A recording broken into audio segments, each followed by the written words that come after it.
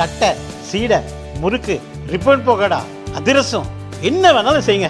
ஒரே ஒரு 5 லிட்டர் இதய மந்த்ரா கடல் எண்ணெய் பேக் ஒரு மாசம் முழுசுக்கும் அத்தனை சமையல முடிச்சு விடலாம். இதய மந்த்ரா. தினமல நேயர்களுக்கு வணக்கம். வணக்கம். மகளிர் இலவச பேருந்தில் மகளிரை ஏற்ற கண்டக்டர் மறுப்பு. கூட இருந்த ஆட்டோக்காரர்களாம் ரகளை பண்ணியிருக்கிறார்கள். ஏன் அந்த கண்டக்டர் மறுத்தார்? விவரங்களை பார்க்கலாம்.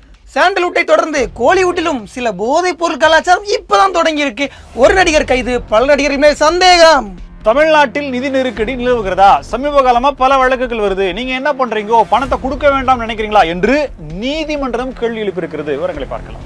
துணை முதலமைச்சர் உதயநிதி அவர்களுடைய வருகையை ஒட்டி அவருடைய சொந்த தொகுதியிலேயே திரை போட்டு மறைச்சிருக்காங்க. ஐயா, இதெல்லாம் நீங்க பார்க்க கூடாது அப்படின்னு அவர் கண்ணில் படாம கட்சிக்காரங்க மறைச்சாங்களா அல்லது வேற யாரும் மறைச்சாங்களான்னு விசாரணைகள் நடந்துட்டு இருக்கு.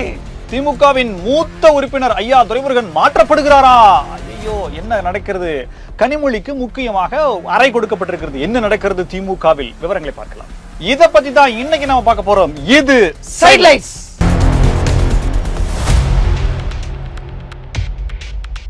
மதுரையிலிருந்து தென்காசி மாவட்டத்துக்கு குற்றாலத்துக்கு சுற்றுலா வந்திருக்காங்க 2 பெண்கள். அவங்க கையில கை குழந்தையோட குளிக்கலான்ட்டு போறாங்க.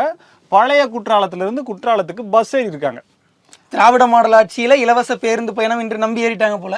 பிங்க் பஸ்ல ஏறி இருக்காங்க. பார்த்தா இறக்கி விட்டு பயங்கரமா சத்தம் போட்டிருக்காரு.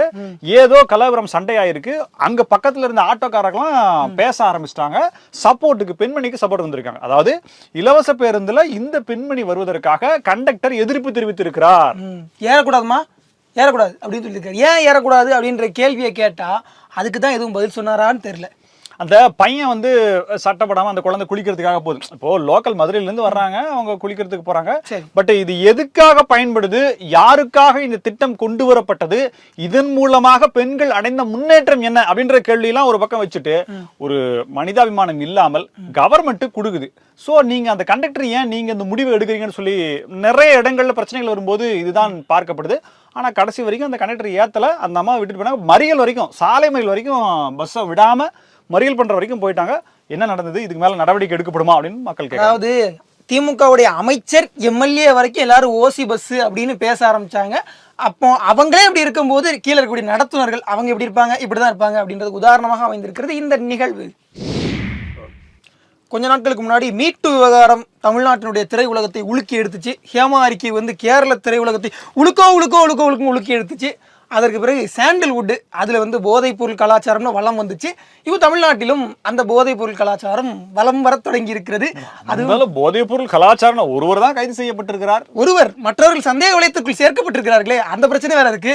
அவரோட நடிச்ச நடிகைகள், அவரோட நட்புல இருக்கக்கூடிய நடிகர்கள், அவருடைய பார்ட்டிக்கு வந்த நடிகர்கள், இப்படி பலருடையும் சந்தேக வளையங்கள், சந்தேக கண்கள் எல்லாம் பாய்கின்றன அப்படின்ற பிரச்சனை வந்திருக்குது.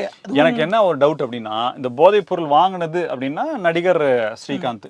அதை யார்கிட்ட இருந்து வாங்கினார் அப்படின்னா அதிமுக முன்னாள் பிரமுகர் பிரசாத் இருந்து வாங்கினார்.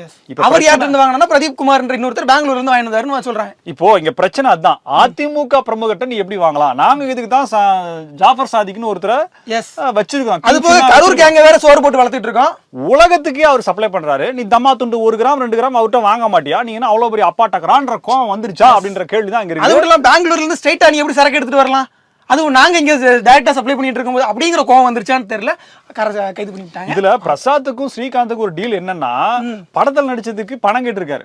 பிரசாத் என்ன கேட்டாரு? அண்ணே பணம் இல்ல, 2 கிராம் எடுத்துட்டு போங்க அப்படின்றாப்ல. மறுபடி அடுத்த வந்து கேட்டல, பணம் இல்ல, வேணா 2 கிராம் எடுத்துட்டு போங்க. ஏன்னா 2 லட்சம் ரூபா 3 லட்சம் ரூபாய்க்கு இப்படி கிராமா கொடுத்து பாவம் அந்த மனுஷன் மாட்டி மூஞ்ச மறைச்சு அசிங்கப்பட்டு போயிருக்காரு. இப்ப பெயில் கிளைம் பண்ணிருக்காரு. இப்ப இதுவே தங்கம் வந்து கிராமா கொடுத்துருந்தீங்கன்னா அதை கூட நகையா செஞ்சு போட்டிருக்கலாம். ஆனா இது நகையாவும் செய்ய முடியல, வெளியே சொல்லவும் முடியல. உபயோகப்படுத்தியவர் மேல இவ்வளவு வீரியமாக சட்டம் பாய்க்கிறதுனா விற்றவர் மீது எப்படி அப்படின்ற மாதிரி எல்லாம் கேள்வி கேட்கப்படுது. அப்போ மெயின் பிரான்ச் எப்படி போனாலும் அவர்கிட்ட தான் வரும். யாரு? ஏற்கனவே வந்து ஆகாஷ் பாஸ்கர் உட்பட பலருடைய பேர்கள்லாம் அடிபட்டு அந்த பிரச்சனை அமலாக்கத்துறையால இப்பதான் கொஞ்சம் கம்முன்னு ஆயிருக்கு.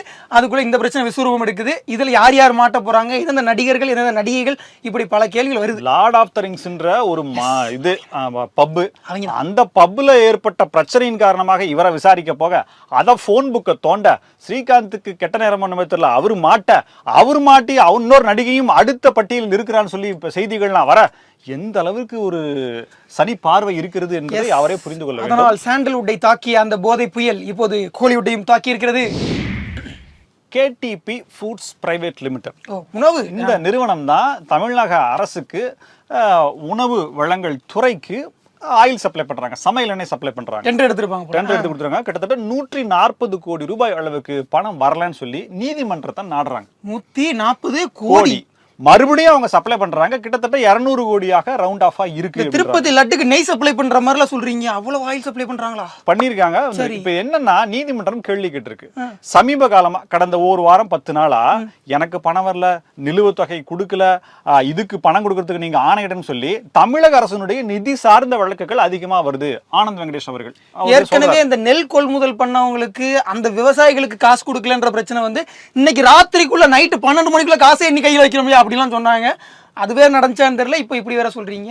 இப்படி எல்லாம் வந்திருந்த உடனே நீதிமன்றம் கேள்வி கேக்குது, தமிழக அரசு என்ன நினைக்குது, திவால் ஆயிருச்சா இல்ல கொடுக்க வேண்டாம்னு நினைக்கிறா, பணத்தை கொடுக்கறலாம் கொடுக்க வேண்டாம், மஞ்சள் நோட்டீஸ் எதுவும் தயாரா எடுத்து வச்சிருக்கீங்களா, கொடுக்க போறீங்களா அப்படின்ற சந்தேகம் அப்படின்ற கேள்வி முன் வைக்கிறாங்க. அந்த நிறுவனத்தின் சார்பாக சொல்றாங்க, ஏற்கனவே 140 கோடி பேலன்ஸ் இருக்குங்க, இன்னமும் நாங்க சப்ளை பண்ணிட்டு இருக்கோம், கிட்டத்தட்ட 200 கோடி ரூபாய் அளவுக்கு நிலுவைத் தொகை இருக்கு, உடனடியா விடுவிக்க சொல்லுங்க அப்படின்னு சொல்லி அவங்க கேட்கறாங்க. ஒரு நிர்வாகம் ஒரே ஒரு நிறுவனத்துக்கு 200 கோடி ரூபாய் தமிழக அரசு கடன் கொடுக்கணும்னா ஒட்டு மொத்தமாக எவ்வளவு பேலன்ஸ் வெளியில வச்சிருக்கும் அப்படின்ற வெள்ளை அறிக்கை அது வழக்கமா தரமாட்டாங்க. ஐயா ஒரு 50,000 கோடி ரூபாய் இப்பதான் கடன் கேட்டிருக்கோம், வந்த உடனே இப்படி டக்குன்னு பேமெண்ட் பண்ணிடுவோம் அப்படின்னு சொல்லிருப்பாங்க. அப்படின்ற கேள்வி எல்லாம் இனி அடுத்தடுத்த தலைவர்கள் வைப்பாங்க. ஆனா இது எல்லாத்துக்கும் மேல திமுக என்ன நினைக்குது அப்படின்ற ஒரு தொலைநோக்கு பார்வையோட பார்த்தோம்னா அடுத்த வருஷம் எலெக்ஷன் வந்துருச்சு, வரப்போகுது. அதுல யாரு நம்ம ஜெயிக்கணும் கண்டிப்பா, ஏன்னா 200 ஃபிக்ஸ் பண்ணிட்டோம். ஒருவேளை அது இல்லாம போய் இல்ல கம்மியா வந்ததுன்னா 9 லட்சம் கோடி ரூபாயோட 10 லட்சம் கோடி ரூபாய் கடனா அதிமுக கிட்ட கொடுத்துட்டு போறவங்க பாத்துட்டு போறாங்க, நமக்கு எதுக்கு அப்படின்ற மாதிரி நினைச்சிட்டாங்களா அப்படின்னு தொண்டர்கள் பேசிக்கொள்கிறாங்க. தமிழகத்தினுடைய துணை முதலமைச்சர் கிட்டத்தட்ட 50 ஆண்டுகால அரசியல் பாரம்பரியம் கொண்டு 50 ஆண்டுகால அனுபவத்தில் பழுத்த பலமாக இருக்கக்கூடிய துணை முதலமைச்சர் உதயநிதி அவர்கள் 50 வருஷம் அரசியல் இருந்திருக்காரு. இவ்வளவு சொல்ற வயசு என்ன? அது 47 46 கூட ஆகல, அதெல்லாம் கேட்க கூடாது. ஓகேவா? சொர்க்கத்துல இருக்கும் போதே அரசியல் பண்ண ஆரம்பிச்சாரா? அதாவது கருவில் முளைக்கும் போதே அவர் வந்து கருப்பு அப்போ கூட வராதுப்பா, அதனாலதான் நான் சொர்க்கம்னு சொன்னேன். அதான் கருப்பு அங்கதான் வந்திருக்காரு. சரி ரைட், அதை விடுங்க. இப்ப என்னன்னா அவருடைய தொகுதிக்கு போயிருக்காரு இல்லையா, அவர் விழா கொண்டாடுறதுக்காக. அவர் தொகுதிக்கு போறதே விழா தானே. இந்த 4.5 வருடங்கள்ல ஒரு முறைதான் விழா எடுத்திருக்கிறீர்கள். அது நிறைய தடவை எடுத்திருக்காங்க. இது வந்து 4வது ஆண்டு முடிஞ்சு 5வது ஆண்டுக்கான விழா. இந்த விழாவுக்கு வந்து அவர் போறாரு. போகும்போது ஐயா வந்து மக்கள்லாம் இருக்காங்களா, ஓட்டு போடுற அளவுக்கு அவங்க கையில சக்தி இருக்கிறதா, அது நமக்கு ஓட்டு போடுவாங்களா மாட்டாங்களா, இப்படி பல கேள்விகள் அவர் மனசுல இருக்கும். அவர் போயிருக்காரு. போகும்போது ஐயா தான் புத்தர் மாதிரி ஆச்சு. ரொம்ப கனிந்த மனம் கொண்டு இரக்க மனம் உடையவர் இல்லையா. அவர் கண்ணுல வந்து இந்த குடிசை, இந்த ஏழை மக்களுடைய வீடுகள்லாம் பட்டுச்சுன்னா அவர் உடனே கசிந்து உருகிடுவார்ல. அதனால அந்த இடத்துல அப்படியே திரை போட்டு மறைச்சு, இதெல்லாம் உங்களுக்கு தெரிய வேண்டாயா, ஐயா இதெல்லாம் நீங்க பார்க்க கூடாதியா அப்படின்னு சொல்லி அந்த இடத்துல அப்படியே திரை போட்டு மறைச்சு. குஜராத் மாடல் ஆச்சு இது, இங்க வருது குஜராத் மாடல் அப்படின்னு சொல்லி சொல்றாங்க. அன்னைக்கு அவங்களுக்கு சொன்னீங்களே, இப்போ ஐயா அதுக்கு முன்னாடி பாத்தீங்கன்னா இந்த பந்தல்குடியில ஒரு பந்தல் போட்டு மறைச்சாங்களே, ஒரு தரகட்டி ஐயா ஸ்டாலின் கண்ணில் படக்கூடாதுன்னு மதுரையில. அந்த மாதிரி இப்ப வந்து சேப்பாக்கத்துலயும் பண்ணியிருக்காங்க. இது வந்து இப்ப ஃபேமஸ் ஆகிட்டுலாம் வருது. உடன்பிறப்புகள் அடுத்து ஐயா எங்க போனாலும் அந்த திரையை அப்படியே கட்டி கொண்டு வந்துருங்க, அங்கங்க திரை போட்டு மறைச்சு ஐயாவுக்கு. நான் இன்னொரு ஐடியா சொல்றேன். திரை போடணும்னா நீங்க மீட்டர் கணக்குல துணி வாங்கணும், அதுல சில ஊழல்கள் நடக்கும். இந்த இடத்துல ஒரு நல்ல கிளாஸ் ஒன்று இப்படி போட்டோம்னு வச்சுங்களேன், அப்படியே ஃபோக்கஸ்டா பண்ணோம்னா நமக்கு வேற எதுவுமே நமக்கு தெரியாது. நான் இன்னொரு ஐடியா வச்சிருக்கேன். இந்த கிரீன் மேட் மாதிரி ப்ளூ மேட் மாதிரி போட்டு நம்ம இந்த கரீபியன் படத்துல வர மாதிரி கிராபிக்ஸ் பண்ணி இன்னும் அழகா தமிழ்நாட்டை காமிச்சோம். தமிழ்நாடு சிங்கப்பூர் மாதிரி மாத்திட்டோம் பாருங்க, இந்த பாருங்க கிரீன் ஸ்கிரீன் அப்படின்னு சொல்லி காமிச்சிடலாம். திராவிட முன்னேற்ற கழகத்தினுடைய மிக உயர்ந்த பொறுப்பில் இருக்கக்கூடிய ஐயா மூத்த அமைச்சர் துரைமுருகன் அவர்கள், மிக உயர்ந்த பொறுப்பு. ஆமா ஆமா, என்ன பேசினாலும் அந்த பதவியில இருந்து அவர் எடுக்க. திமுக தலைவர், அப்புறம் துணை பொதுச் செயலாளர், பொதுச் செயலாளர், அப்புறம் பொருளாளர், இதெல்லாம் ஒரு கண்ணியமிக்க மாட்சிமை பொருந்திய பொறுப்புகள். சரி, இப்ப என்ன டிஆர் பாலுக்கு இருந்து பொதுச் செயலாளர் பதவியை புடுங்க போறாங்களா? டிஆர் பால் கொடுக்க போறாங்கன்ற மாதிரி செய்திகள் வருது. நெற்றிக்கண் திறப்பினும் குற்றம் குற்றமேனு ஒரு பத்திரிகை இருக்கு. ஆமா, அந்த பத்திரிகை எழுதி இருக்கு, அவங்களே எழுதிட்டாங்க. ஆமா, அதனாலதான் நான் வெளிப்படையா சொல்றேன். ஆனா இப்போ செப்டம்பர்னு சொல்லி டேட்டே போட்டாங்க. சோ அப்ப வந்து அவரிடம் இருந்து பெற்று டிஆர் பாலு ஐயா அவர்களிடம் கொடுக்கப்படுகிறது அப்படின்ற மாதிரி சொல்ல போனா, ஏற்கனவே கனிம வளத்துறை போச்சு, இப்ப கட்சியில பொறுப்பும் போச்சு, என்ன நடக்குது அப்படின்ற மாதிரி அவர் நினைச்சிட்டு இருக்காரு. ஏற்கனவே ஐயா பொன்முடி அவர்களுடைய துணை பொதுச் செயலாளர் பதவி போயிடுச்சு, அவருடைய அமைச்சர் பதவியும் போயிருச்சு.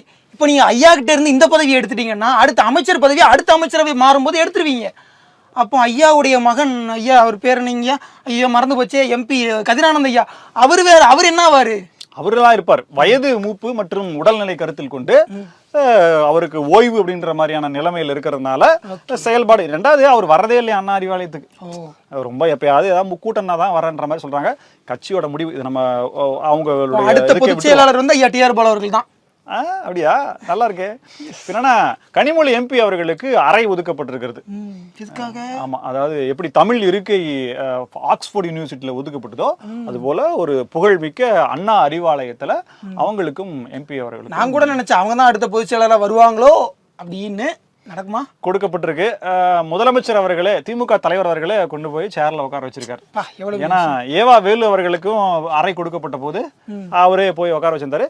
ஏவா வேலு பொருளாளர் ஆகலாம் என்கின்ற கருத்தும் அதில் பதியப்பட்டிருக்கிறது. KN நேரு ஐயாவர் இந்த பொதுச் செயலாளராக ஒரு போட்டியா இருக்காருன்னு சொல்றாங்க. அது ஒரு பக்கம். டிஆர் பாலு ஐயாவா KN நேருவான்னு தெரியல. திருச்சியில எந்த தலை பெருசுங்கிறது. அப்படி ஒரு சம்பவம் நடந்தால் அதையும் நாம் சைலைட்ஸில் நாம் விரிவாக விவாதிப்போம். இதே போல பல புதிய தகவல்களோடு மீண்டும் உங்களை சந்திக்கிறோம். இது சைலைட்ஸ். நன்றி.